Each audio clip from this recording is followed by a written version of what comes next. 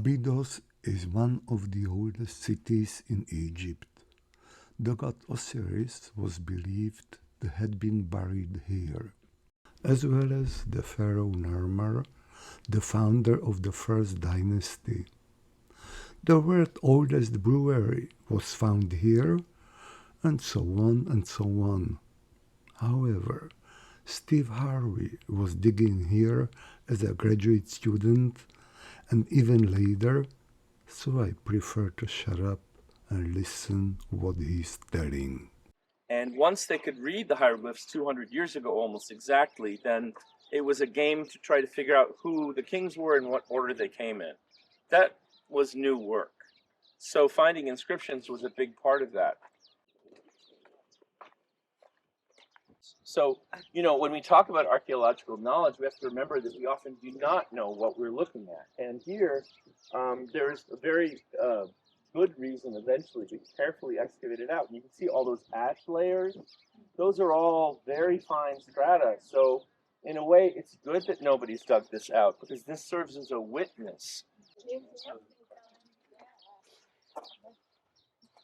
And David, being part of the archaeology of the 1960s, wanted to understand more about commoners, not just about kings and queens.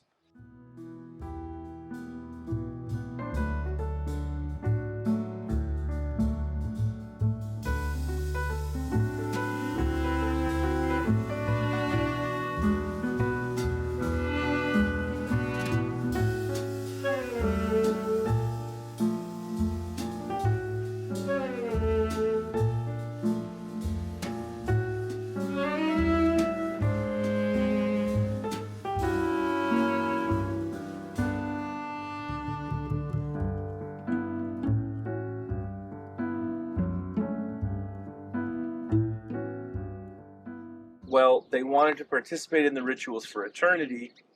And remember that when you're in Beni Hassan, one thing that Enass showed us was the voyage to Abydos. So it was a pilgrimage place, and it was a place kind of like, in a way that Mecca and Medina play in Islamic society, where you go there once in your lifetime to honor Osiris, and then if you can make a monument that lets you always remain there, that's what you want to do. Thousands of gallons of beer, even weekly, because they were offering it in these sacred places, the enclosures. So they poured beer offerings into the ground. It mostly went into the ground, but I'm sure a lot went into stomachs as well, because festivals also were happy times of celebration.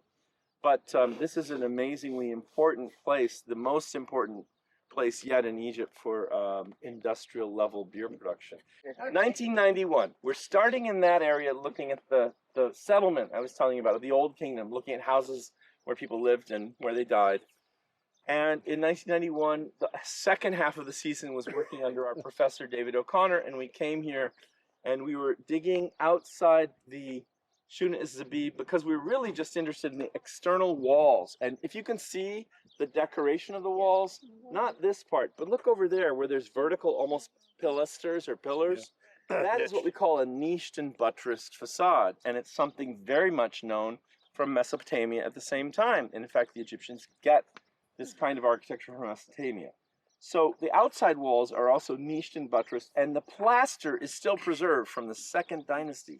So we're digging, and one day I'm with my colleague Joe Wegner, who's now his successor as professor at University of Pennsylvania, and we're looking at the brick pattern, and what we're seeing is, like, we called it a battleship curve, and then these things have ends like this.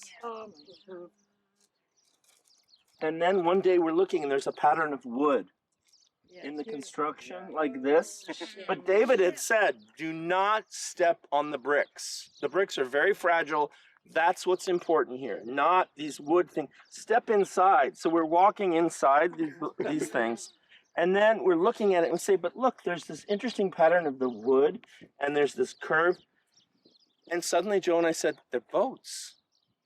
They're boat graves. The brick is not what's important. It's the boat, the wood inside. So we literally were inside them. We went, oh my God, we stepped on the brick. And he said, don't walk on there anymore. Stop.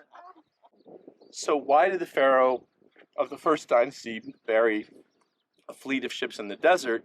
It's for the same reason that Khufu buried ships next to the pyramids to travel across the sky in these boats. And I'm going to make them so that they look a little different, but similar to the ancient bricks. So everywhere you look, if you see dark, that's ancient. That's 5,000 years old.